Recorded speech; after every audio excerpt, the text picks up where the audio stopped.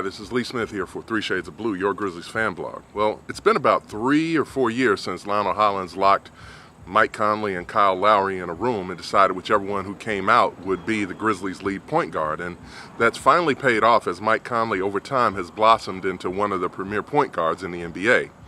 But the other side of that equation is that ever since then, the Grizzlies have been searching for a solution at backup point guard, from Greivis Vasquez to Jeremy Pargo, and now Nick Calathes. Who the heck is Nick Calathes? No disrespect, but he hasn't played in the NBA before, even though he's had a great career overseas. Well, in part 2 of our interview with John Hollinger and Stu Lash, 2 of the key decision makers for the Grizzlies, we asked them what did they see in Nick Calathes that they think he can bring to this team. Check this out, as well as what they expect from Kosta Koufos and some more interesting tidbits. We think you'll like it. Nick's game really identifies with our teams, right? Our team game right now. And I think that's what, is the interesting thing compared to maybe some of the other guys. And we can't speak at great length because, we weren't here then. So, but, where we're trying to go in terms of playing with, a high level of unselfishness, a ball-moving team, a high basketball IQ team, those are Nick's strengths. Now, he's going to have to come in. There's going to be an adjustment period. Obviously, hasn't played in the NBA, but, his experience, not just in Europe, but even in international competition, playing in the World Championships, the European Championships, Olympic qualifiers, which he has done. He's played against Team USA before. I think all those things are going to, serve him. He's spending a lot of time with Mike Conley right now, going over the nuances of the offense. Nick will be a guy that leaves no stone unturned.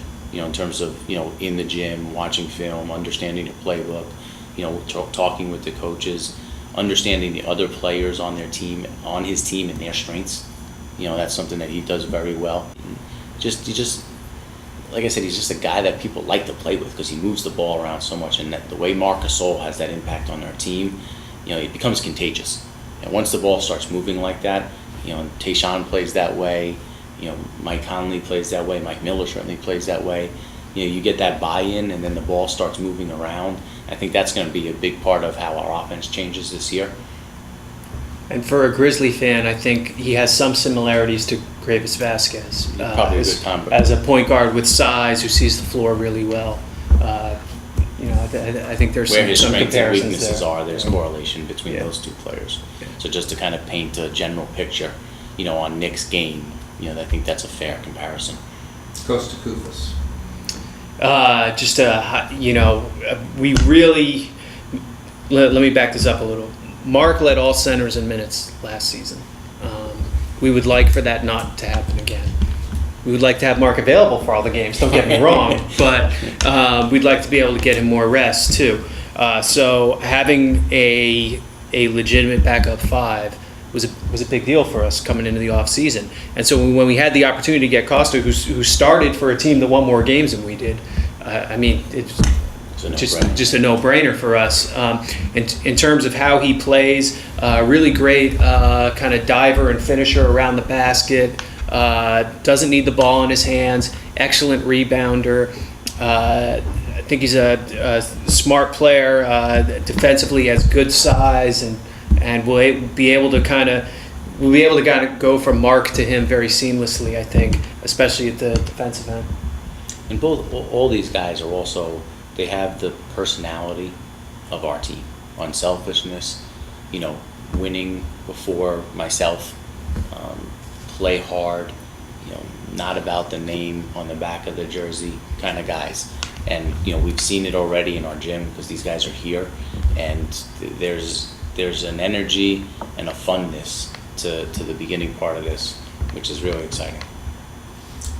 Basically, Dave said that he wants to get the ball across half court after 4 seconds, running the offense so we have more time to use to move the ball. We heard Holland saying that same thing from the sidelines last year, but getting Zach and getting Marc and getting Mike across the court in that time frame seemed to be the big struggle. How are we going to overcome that this year?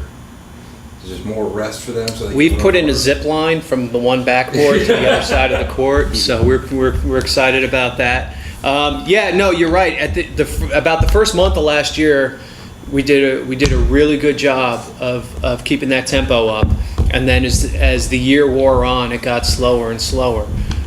So I think it just has to be a focal point for the team all year long, that this is how we have to do it, because it's too easy for defenses to stop your first action.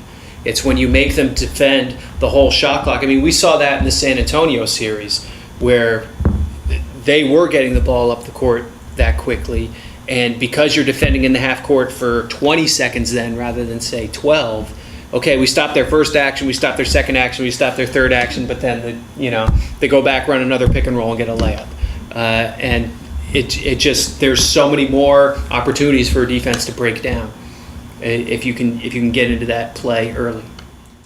Check back for part 3 of our interview, in which we asked John and Stu who takes over games for the Grizzlies. The answer isn't what you think.